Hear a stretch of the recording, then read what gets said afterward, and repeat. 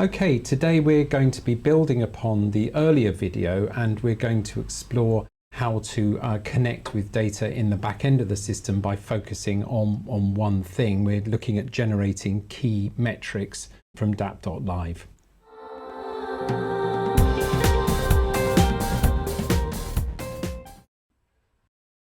Hello, and today I'm joined by Mark Robertshaw, our CTO for the DNS Research Federation. Mark is running the technical team here and has put a lot of work into DAP.LIVE and the system. So hello, Mark. Thank you very much. We're excited to be presenting today on how to link data from DAP.LIVE back to a public website. And we're going to take the example of our own DNS RF website to demonstrate that. So here in this presentation, you can see that we've got some indices on our public website. We're looking at the numbers of domain names that we have currently in a DAP.LIVE system, a total number and a breakdown by GTLDs, new GTLDs and CCTLDs. So I'm going to show you today how we've managed to gather that data from the DAP.LIVE system.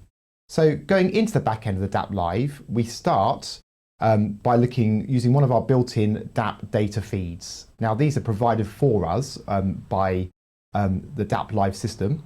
And we're fortunate enough to actually have a data feed which is pretty much what we want here. It collects the total number of domains that we observe by TLD on a daily basis. So we have a nice breakdown ready to go in the system. So if we look at that, the data contained in that feed to start with, we can see that we've got nice breakdowns. And we've got a daily, a date, which is every day.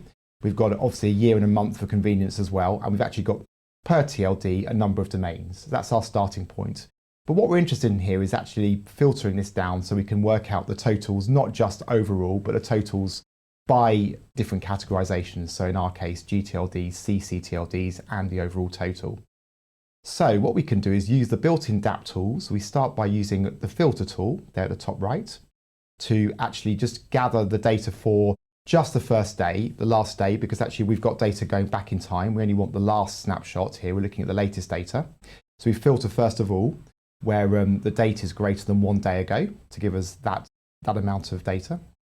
Next, we want to look at how we can, using a formula, how we can actually break down the data in a more granular way to describe whether it's a CCTLD, a GTTLD, or what we call a legacy TLD, which is the old types of domains such as com, net and org. So we can do that in a single formula using the formula tool. You can see here we can create a formula and we're going to be making some rules in this expression you see in the middle where we specify legacy TLD as being one that's of the 13 classics, com, net, org, etc. We classify our CCTLDs according to various types that we know as well, and we include the UK set that we have there and other CCTLDs in the system. Otherwise, we assume that the domain is going to be a GTLD. So by creating a formula, we end up with an extra column in our data set, which we can see here on the end, which is called TLD type. And that now describes whether the given TLD is a CCTLD, a GTLD, or a regular TLD. So from that point, we now want to get some aggregate totals, because what we want here is not all the data, but the totals by those different types. So we use a final tool, which is a summarize tool, which you can see there highlighted at the top of this screen, to create a summarization. And this is where we again use some advanced logic within the DAP to create an expression here. And we simply create some sums based upon different rules. So you can see the example here where we're actually summing all of the domains which have been classified as legacy and produce a total for that. And we do the same for CCTLDs, and we end up with a nice reduced data set with 4 columns with a total domains and a total legacy domains, CCTLD domains, and total GTLD domains, which is effectively the data we want to then send back to the website.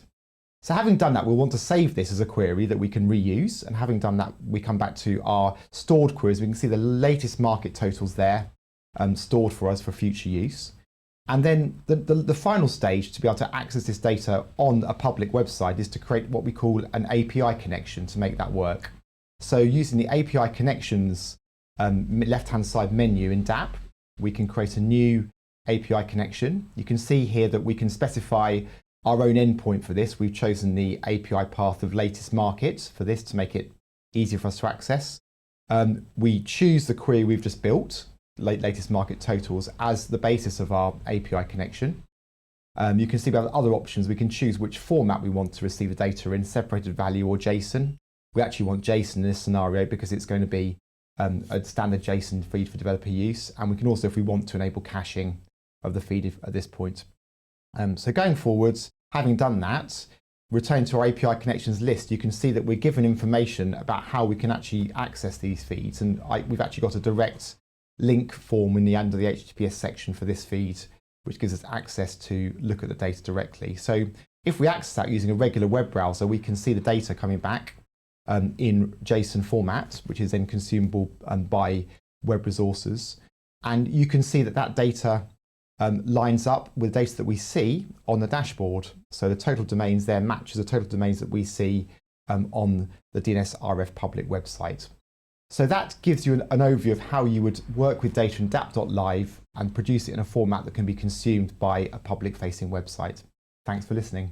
Thanks very much, Mark. That's fantastic. So we've basically seen how we can take this raw DAP data and go through a series of just forms, really. We're not actually writing any code. And I suggest if you're going to try this yourself, you ask us for some help. It's a learning curve to start with, but actually it's a one-off process. You're going through a series of forms and creating your own API connection to get that data. And I'm looking forward to, in a future video, of actually showing an example, and we've got some new tools coming online that will help you put together that client side, that website service that can then use that API in the example that we've shown.